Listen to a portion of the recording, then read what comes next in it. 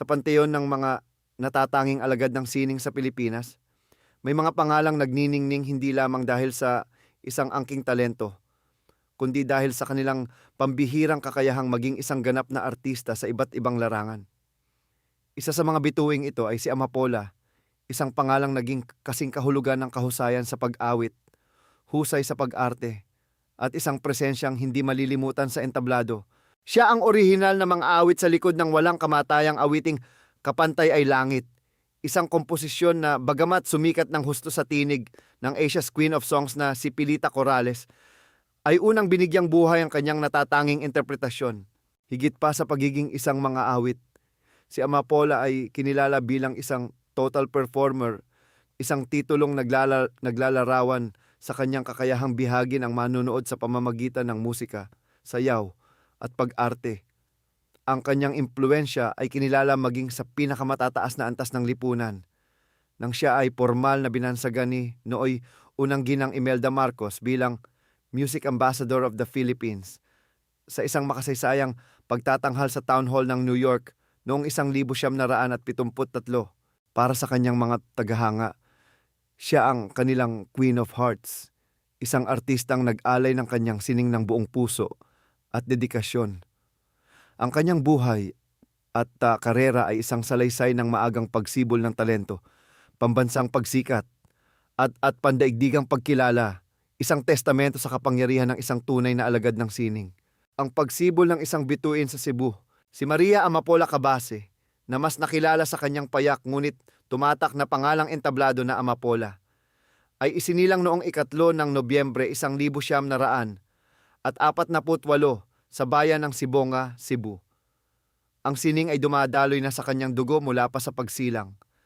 Ang kanyang ama, si Manuel Cabahar Cabase, na nagmula sa San Nicolas, Cebu, at ang kanyang ina, si Priscilla Campoga ng Tuburan, ay kapwa mga respetadong musikero at edukador sa kanilang komunidad.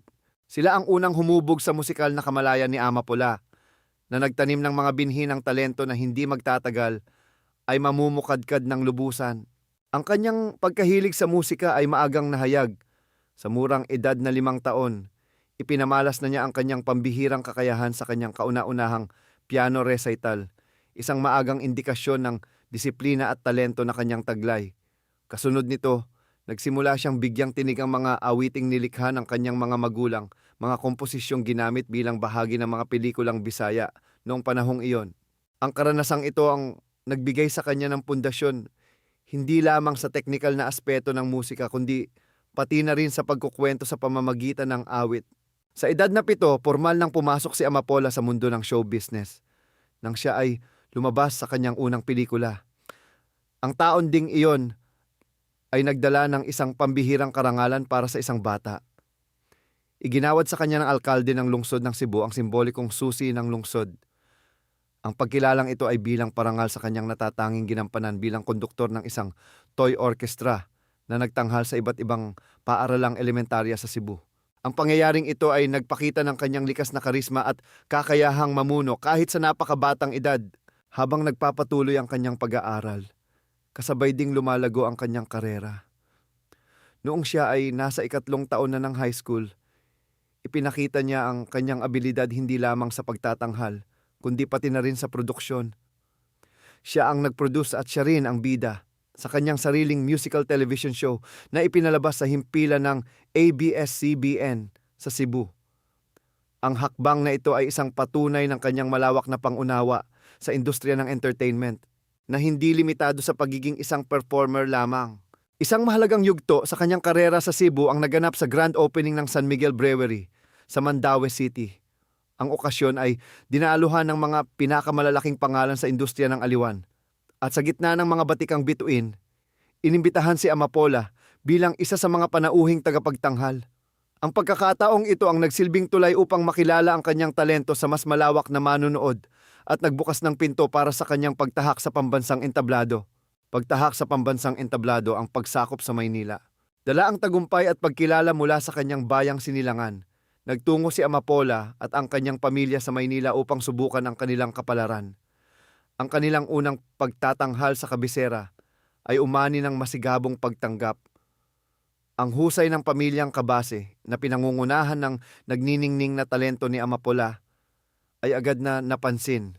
Ito ay nagbunga ng sunod-sunod na imbitasyon para magtanghal sa mga prestihiyosong lugar, kabilang ang mga kilalang hotel tulad ng Manila Hilton at Intercontinental Hotel sa Makati na nooy sentro ng sopistikadong entertainments. Ang kanyang pangalan ay unti-unting naging bukambibig at hindi naglaon. Ang kanyang presensya ay naging pamilyar na rin sa telebisyon. Isa sa kanyang mga unang malalaking pagkakataon ay nang siya ay maimbitahan bilang panauhin sa tanyag na palabas ni Joe Quirino ang Seeing Stars sa Channel 13. Mula ron, naging regular na siyang panauhin sa mga nangungunang programa ng dekada, kabilang ang superstar ni Nora Aunor, The Pilar Pilapil Show at The Helen Gamboa Show. Ang kanyang versatility ay lalo pang nasubok nang siya ay maging co-host sa palabas na Eto Naman Ang Ating Araw, kung saan ipinakita niya ang kanyang natural na galing sa pag-host. Hindi nagtagal, ang kanyang nagniningning na presensya sa telebisyon ay napansin din ng industriya ng pelikula. Siya ay natuklasan ni CSP Radio Laksa na nagbigay daan upang siya ay pumirma ng isang kontrata para sa 3 pelikula sa ilalim ng Tagalog Ilang-Ilang Productions. Kasabay ng kanyang pag-usbong sa telebisyon at pelikula, ang kanyang tinig ay narinig din sa mga radio shows at ang kanyang mukha ay naging pamilyar sa mga patalastas.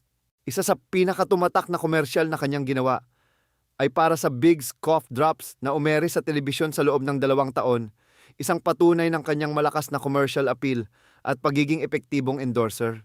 Kapantay ay langit at ang tugatog ng tagumpay.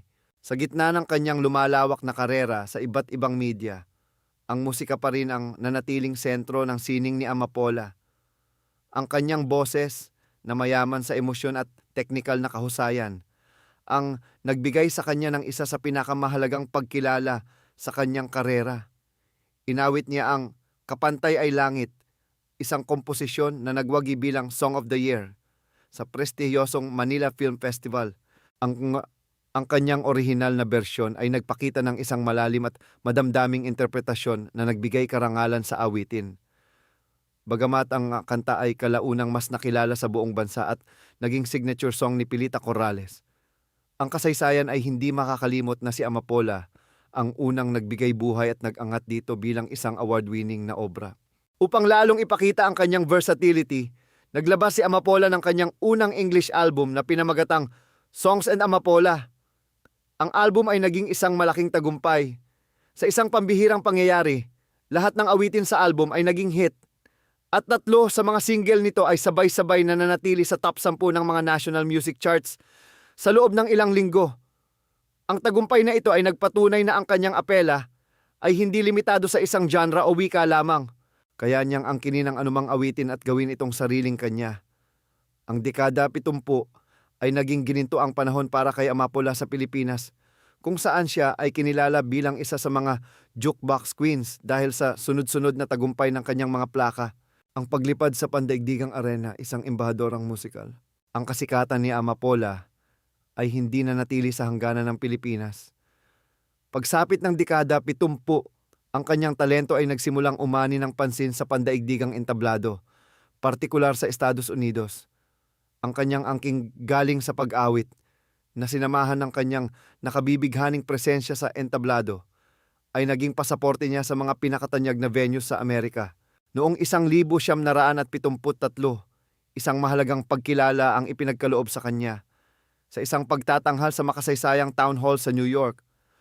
Formal siyang binansagan ni nooy unang ginang Imelda Marcos bilang Music Ambassador of the Philippines.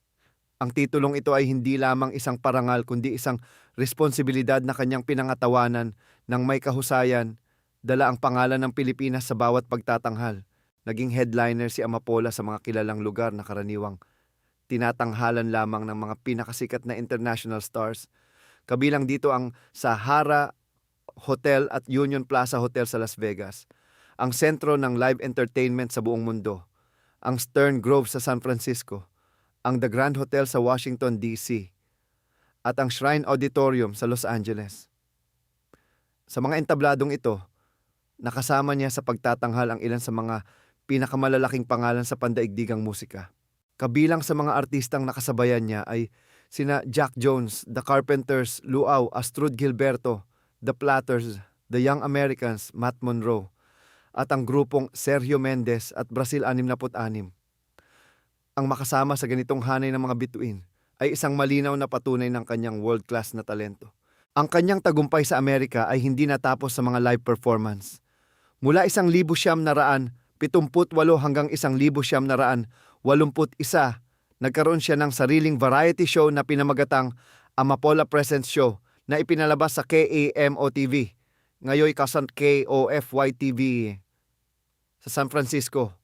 Ang pagkakaroon ng sariling palabas sa telebisyon sa Amerika ay isang napakalaking tagumpay para sa sinumang Pilipinong artista noong panahong iyon. Sa kabila ng kanyang mga tagumpay sa ibang bansa, nanatili siyang konektado sa kanyang mga tagahanga sa Pilipinas at regular pa rin siyang napapanood sa mga lokal na palabas sa tuwing siya ay umuuwi sa bansa. Mga parangal at pagkilala, isang pamana ng kahusayan. Dahil sa kanyang pambihirang husay at dedikasyon sa sining, umani si Amapola ng maraming parangal at pagkilala kapwa sa Pilipinas at sa Estados Unidos. Ang mga ito ay nagsisilbing patunay sa kanyang malawak na kontribusyon sa industriya ng musika at entertainment. Sa Pilipinas, kabilang sa mga karangalang kanyang natanggap ay ang prestihiyosong Tinig Awards. Kinilala rin ang kanyang kontribusyon sa tagumpay ng awiting Kapantay ay Langit sa Manila Film Festival. 2 beses siyang nagwagi sa Awit Awards, ang pinakamataas na pagkilala para sa mga musikero sa bansa. Noong 1987, iginawad sa kanya ang Lifetime Achievement Award mula sa National Press Club, isang pagkilala sa kanyang pangmatagalang impluwensya at kahusayan sa industriya.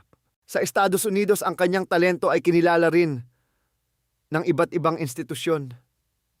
Ginawaran siya ng parangal bilang Best Entertainer of the Year, isang testamento sa kanyang kakayahang bumihag ng mga dayuhang manonood.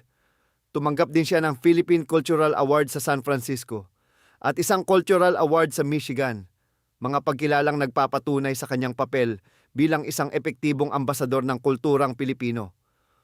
Bukod dito, nakatanggap siya ng isang plaque ng pagkilala mula sa nooy gobernador ng California na si Jerry Brown. Buhay sa labas ng entablado at ang mga huling taon. Sa labas ng nakasisilaw na liwanag ng entablado, si Amapola ay isang taong mayaman din ang personal na buhay. Ipinakita niya ang isa pang dimensyon ng kanyang pagiging malikhain ng ilathala niya, ang kanyang aklat na pinamagatang Promising Skies noong 2005. Ang aklat ay nakatanggap ng positibong pagkilala, kabilang na ang papuri mula sa New York Times best-selling author na si Ellen Tanner Marsh. Sa kanyang personal na buhay, pinalaki niya ang kanyang 2 anak kasama ang kanyang ikalawang asawa, si Nicholas Yelo. Ang kanyang huling naging kabiyak ay si Stephen Woodward, isang British photographer na na-diagnose na may Parkinson's disease noong 1989. Ang mga karanasang ito sa labas ng kanyang karera ay nagdagdag ng lalim sa kanyang pagkatao, na humubog sa kanya hindi lamang bilang isang artista kundi bilang isang ina at asawa. Ang legasya ng Queen of Hearts, ang kwento ni Amapola, ay higit pa sa isang salaysay ng kasikatan. Ito ay isang paglalakbay ng isang artistang hinubog ng musika mula pagkabata, sinubok ng pambansang entablado, at kinilala ng buong mundo mula sa kanyang mga unang hakbang sa Cebu hanggang sa kanyang mga pagtatanghal sa Las Vegas at New York. Dala-dala niya ang tatak ng kahusayang Pilipino. Bilang isang total performer, ipinakita niya na ang tunay na sining ay walang hangganan. Bilang jukebox queen ng dekada 70, ang kanyang mga awitin ay naging bahagi ng kolektibong alaala ng isang henerasyon, at bilang Queen of Hearts, nanatili siyang minamahal ng kanyang mga tagahanga dahil sa talento at pusong kanyang inialay sa bawat pagtatanghal. Si Amapola Cabase ay mananatiling isa sa mga pinakamahusay at pinaka-versatile na performer na isinilang sa Pilipinas, isang tunay na pambansang yaman na ang legasya ay patuloy na aalingaw-ngaw sa mga pahina ng kasaysayan ng musikang Pilipino.